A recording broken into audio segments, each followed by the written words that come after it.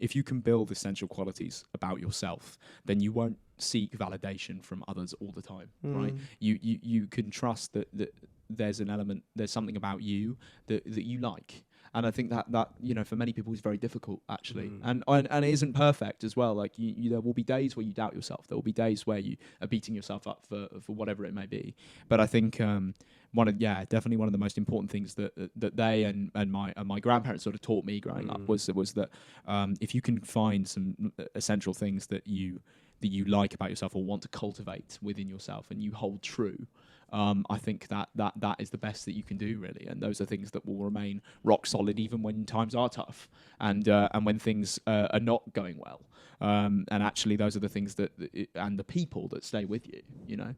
Sulaiman, how's your week? Saadadeen. My week was good. I had a very, I'd like to think, productive / satisfying week. To be fair, I'm like very, very happy with how my week's been. I just came back from a supervision right now. It was on modern American history on the Vietnam War, just kind of assessing why America ended involvement in Vietnam in 1973. Like, why was it the longest war in American history at that point in time, when on paper America was clearly the more technologically superior force? It was quite interesting to kind of, because I did it for GCSE. Don't test me, bro. I just had my supervision, so we're not gonna go there. It was a really interesting topic, and it's something I did at GCSE, so it was nice to have that background knowledge. Man, I enjoyed that part of the week. It's very powerful when you're asked things that you already have like a background info knowledge on. Yeah. So everything you do, you kind of already have like a foundation. Yeah, man. And my week's been all right. I've been settling into my routine a bit, so it's like 4th week here. And I came across this saying that I feel like it kind of reaffirmed how I feel about getting into my routine, which was that everyone has a routine. Some people they're aware of their routine, and some people aren't. And for me, it was quite important because I used to think about the word routine almost as a derogatory word. It was a negative thing, because for me it kind of had connotations of being very strict and limiting, and it means that you can't do what you want. You have to sort of almost live a robotic life. But when I heard like everyone has a routine, but really and truly, even people that think they're living like quite freely and whatever, you have a routine. You're just not aware of it, because you have habits. We all have habits. You're just not aware. You're just not putting them in front of you and sort of arranging them as you want. So for me, it was when I came across that saying, I was like, yeah, it's nice. You know what? I'm a big productivity nerd. So I watch so many productivity videos on YouTube. Do you know what I mean? Have you seen them? Yeah, Harry knows what I mean. But the biggest thing about habits that I found is that it's so hard for them to stick. You know what I mean? It's easy to get. I mean, it's relatively easy to kind of do them for a week or two, but it's very difficult for them to stick. I read a really interesting book called Atomic Habits. I think it's by James Clear. I think I've definitely heard of it. Yeah, amazing book. And one of the things that really resonated with me in it is the idea that if you're going to go for a run every morning, the best thing to do is to actually get is simply just to say, I'm going to put my shoes on in the morning. I'm going to put my running shoes on. And if I can get my running shoes on in the morning, then actually I've got a path of least resistance, right? That's it, least resistance. And actually, and that is 100% it. And I think that was, for me, the thing that really clicked. It's about not straining yourself mentally, not exerting yourself it so much before you've even done the actual action, right? And actually just simply building up that small step that actually then leads to the much greater habit later on. Yeah. For all of our guests, listeners, viewers, wondering who this wise man is, Harry, can you please introduce yourself? My name is an absolute pleasure to be here, guys. My name is Harry. I'm a second-year English student up at Girton College here in Cambridge. I'm from Essex originally. Was born and raised in Cambridgeshire though, so I went to state school not far away from Cambridge. So some of you might be thinking, why was I mad enough to stay? Well, I mean, you know, it's a pretty great university, but also some wonderful educational opportunities and a great course, and I seem to be enjoying it so far. So we're still here. Definitely. How was your week, Harry? My week was great. Bit of an emotional roller coaster, I have to say. Like when you're up at Girton, sort of your bike is really your trusty steed, and without it, things can go pretty wrong. And my bike, who is called Megan, And Megan actually broke at the beginning of the week. There is a story behind why she is named. I promise I'm not a psycho, I swear. I promise. But no, so she actually broke at the beginning of the week. And then across the course of the week, there's been a drama about actually getting her a bed. But this evening, thank the Lord, she is safe. And she actually got me here to your podcast, guys. Megan has returned. So, honestly, thank you, Megan. Thank you, Megan. We're glad she's back on track. That's it. I had a similar experience happen to me. Like I broke my laptop a few weeks ago, and like your laptop is probably just as important to any student at university anywhere. God, yeah. So I didn't know what I was doing with my life without my laptop. I had to use the computers in the library, which was obviously a good enough alternative. Tell the truth, man. This guy, he had to. What? He brought back a laptop I haven't seen for like. For 10 years, 20 years. Yeah, he must have dusted that off the top shelf. Oh my God. But yeah, I remember seeing it, I was like, bro, what is this? It took up like half the desk. Bro, it was so heavy to carry. It's retro. It's retro. It's got to be retro. Vintage, Right? Yeah, vintage. We love that. Yeah, 100%. Man. But yeah, you broke. Yeah. But yeah, Harry, man, let's get into your story, man. For sure. Let's get into how you've become the person you are today. What would you like to know So first? let's start at the beginning, of course. Tell us some of your earliest memories. Wow. Yeah, tell us. Oh, well, I mean, I was born in Cambridge, but I was raised originally in a town called Bishop Stortford, which is on the kind of, it's not far away from Cambridgeshire, but it's into Essex, and we grew up on an estate called Thorley Park, and then by the time I was around 2, I moved to the borders of Cambridge, Cambridgeshire, and into a small village called Castle Camps. Big up, we love. I worked very hard at GCSE, and I went to a sixth form called Hills Road Sixth Form College, which is quite well known because it's one of the biggest sort of providers for Oxbridge students in the country outside of most private schools. And there was like a study that was done a few years before I joined that said it was something like 3rd in the country behind Eton and Westminster. Wow, which is mental. I had some great times in my secondary school. It was comprehensive and was comprehensive in all senses of the word, really. I think the variety of people that went there, the variety of talents on offer, the kind of people that you met, the teachers that you had, and then to go from that to somewhere like Hills was a great experience. I think I was ready for it. I think by the time I reached like A levels, I think I was ready for a larger place, for one that was in a city like Cambridge. More things to do, more people to get to know, more things to see. But also one that was, then refining what I wanted to do. I did A levels in English, classics, history, and politics. You could do 4 back then, and I loved it. I really did love it. Not everybody did. It was a very competitive environment, and was one that was quite strenuous. And that's a difficult time in your life. You're finding out a lot more about yourself as a person, and certainly I was the same. I was finding out a lot about myself. But I think I was very lucky in that that place facilitated that and brought the best out of me, and kind of taught me to aspire to more. And actually say, what, give this a go, and maybe have a think about it. Definitely. So I'm very grateful for that. Like during secondary and sixth form, what did you want to be? Who did you want to be? What were your aspirations, and how have they changed up until now? I think so.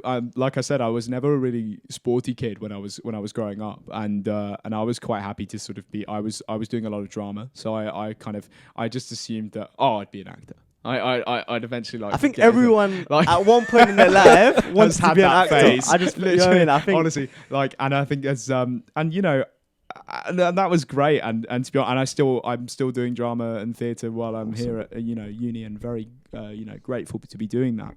But I think for me it was never a case of I've got one thing in mind. I think it was always, I knew there were a couple of things I wanted to maintain throughout my life, but I think it was more, the closest I could come to it, at least at secondary school, was that I knew I wanted to be a particular kind of person rather than a particular kind of career. So it was like, I knew I wanted to be well read. I knew I wanted to kind of be able to sort of hold a conversation.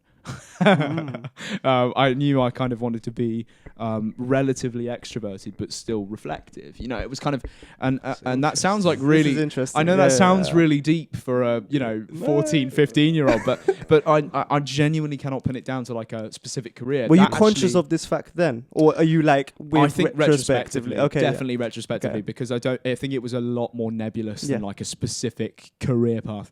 Although then I got to sixth form, and then it became I actually do have a career in mind, and I wanted to be a lawyer, and that was like the thing I was set on. And yes, like many lawyers, I did start by watching Suits, and I was like, yes, I want to be that guy. I was like, I'm gonna get a photographic memory. I don't know how, but I'm gonna do it. And it was, but for me, it was about finding a skill that, and I think this, and I could say this back then just as much as I could now. This is not retrospective, but I was convinced that law was the thing for me because, you know, being empowered to help people was something that gave me a lot of satisfaction. And I think to know that you did that as a career is important. And I think however that materialized, however that manifested, it didn't so much matter. But I think to be able to use your mind in a way that benefits people's lives and actually kind of enriches this world in some way or another was something that intrigued me. And I was like,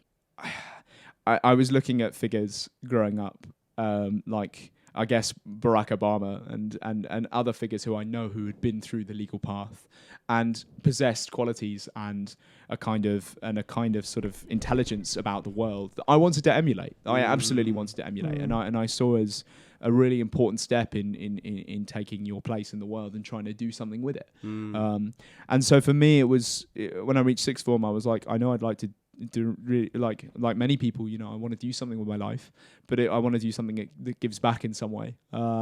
And I think for me, law felt like the right path for sort of realizing that. A bit of background: my dad is a self-employed builder and carpenter in the local area. Does a lot of work in Essex. Has lived there most of his life. He's travelled around the world on work a lot, but is based in Essex. And my mum is a recently retired nurse, so she worked in the NHS again locally for a very long time. So both of them in many ways are very selfless people, and they gave a lot to me growing up that I, you know, am more grateful than, you know, than words can describe. But without getting too emotional, I think the thing is, you know, for me, the most important lesson they taught me was that is important, right? Is that building essential qualities that you. Whether I don't think they ever verbalized this, but I think it was more just a case of if you can build essential qualities about yourself, then you won't seek validation from others all the time, right? You can trust that there's something about you that you like. And I think that you know, for many people is very difficult actually, and it isn't perfect as well. Like you there will be days where you doubt yourself. There will be days where you are beating yourself up for whatever it may be. But I think definitely one of the most important things that they and my grandparents sort of taught me growing up was that if you can find some essential things that you like about yourself or want to cultivate within yourself and you hold true. I think that is the best that you can do, really, and those are things that will remain rock solid even when times are tough and when things are not going well. And actually, those are the things and the people that stay with you. You know. Let's talk about some of those fundamental books that shaped your life or changed the way that you thought about the world. Like, talk us through some of your favorite books and why were they impactful for you? Yeah, that's a really interesting question. I mean, one of the things we talked about the other day, and I think this relates to what we just said, is that there's some amazing quote that comes from a Roman playwright called Terence, and I think this proves that you know, sometimes when we look at classicists, we think, how is this still relevant, right? But I think these words ring true, and the quote is in Latin, and if I've misquoted, please forgive me, but it's homo sum humani nihil amea alienum puto, and that basically means I am human and nothing that is human is foreign to me.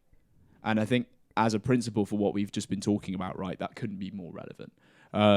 But also, I think for reading, I think that's so important too. I think one of the main advantages of reading is being able to tap into someone else's mindset in a way that very few other mediums can, or at least even if they do, not in the same way.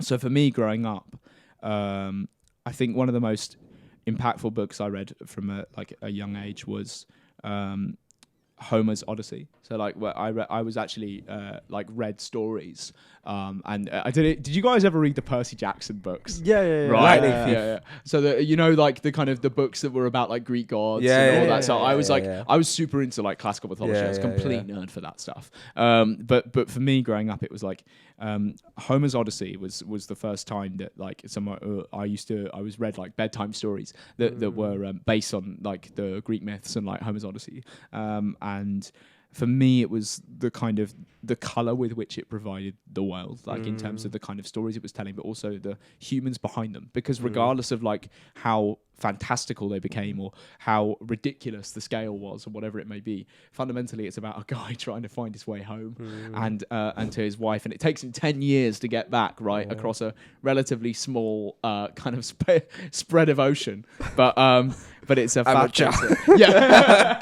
but it's an absolute like it you know, there's a reason that it has endured for the amount of time that it has. So that was really important, I think, because just from an imaginative point of view, because you suddenly then you start to invent stories, and I was one of those kids who used to just like be constantly playing or like coming up with new voices or whatever. Like I love to do impressions these days, and I think it goes back to that. One of the main benefits of reading is that it's an opportunity to read a coherent body of text that a lot of thinking has produced. Absolutely. You know what I mean? Like a podcast is amazing, but usually the kind of the stuff that comes out of a podcast is things that come to mind straight away, and then you just say it. Whereas a piece of literature, like a book, is something that's been worked on for months and years. Like someone has thought about every single word of that sentence, and there's a reason why they've written it in that way. Yeah. So as a consumer, as a reader, there's so much value to be taken away from that. You know what I mean? That coherent body of work. Yeah.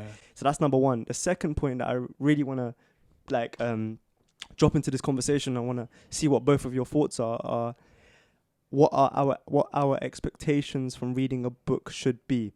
So I know a lot of people are reluctant to kind of pick up reading as a habit because it's quite an investment of their time. It's quite a big investment of their time and their energy, and there are more stimulating things that they could be doing otherwise, like going on social media, for example, or watching YouTube videos, etc. But my kind of viewpoint on reading a book is okay, this is my qualification of what a good book is. A good book is a book that makes you feel something. You know what I mean? Even if it's one sentence on one page, if you think about the world differently or think about a concept differently from that one sentence, that book is a good book because it's had an impact on you. So every time I read a new book, I'm just looking for that one thing. And because my criteria for success is so low, my expectations are so low, every book always overachieves. You know what I mean? One of the things that I think is so important about reading is that you do it on your terms, right? And I think you've brought that up so well. And for me, reading on my own terms was finding a way in which I used to be really like super kind of pernickety about not like folding corners in pages or highlighting in books or and actually I found that once I'd allowed myself to do that and actually enjoy a book how I wanted to enjoy it, actually I could highlight and I could quote from it and so on. I actually got so much more out of reading because there's an active process in reading that is both just reading the words on the page and enjoying them and getting away maybe from the story or from whatever the argument is or whatever it could be, but actually the act of absorbing the craft and the knowledge was super interesting and important for how my mind developed, I guess, and continues to develop. That's one thing. I think another as well is that as you said, like there are different forms than just ridiculously chunky novels as well. Like this is so important, right? Because I think we have such a particularly amongst like if it's less of a thing these days, but like bookstagram and this kind of sort of like aesthetic culture or whatever that's developed out of kind of being like really, really well read, or like, are you reading this particular thing? And it's kind of similar to that like whole like when you're younger and you go to parties or whatever, and and someone's put a particular track on the aux chord or whatever, and then they're like, "Ugh, why are you listening to that? Like it's so bad. Like why? Like oh my god, change it." there is a similar kind of, like, we don't acknowledge it, but there's a similar snobbery around reading that, like, and you know, and people are like, why are you reading that? But why aren't you reading War and Peace? Like, what is going on? Like, you know, you gotta read the classics. Like, you're 16. If you're not going to be a child prodigy unless you're, you know. And it's just, and again, it comes back to that, like, you know, back to what we were saying at the very beginning of the podcast, like, about routine building, because it doesn't matter if you read 5 pages of the most basic novel. If you've got pleasure and enjoyment out of it, that's so much more important. What is it that Hector says in the History Boys? Good literature is like as if an author's reached out his hand to you. Yeah. We love that. We love that. We love in the History Boys. We love. Yeah. A little bit Alan Bennett. I was lucky. Hey, to let's be get into that theatre. Yeah, I was lucky to be in a production of History Boys here in Cambridge, which was a lot of fun. But yeah, I mean, come on, Alan Bennett's got some great lines. Like that man is quite incredible. What kind of stuff do you want to be doing more of in the future, Harry? I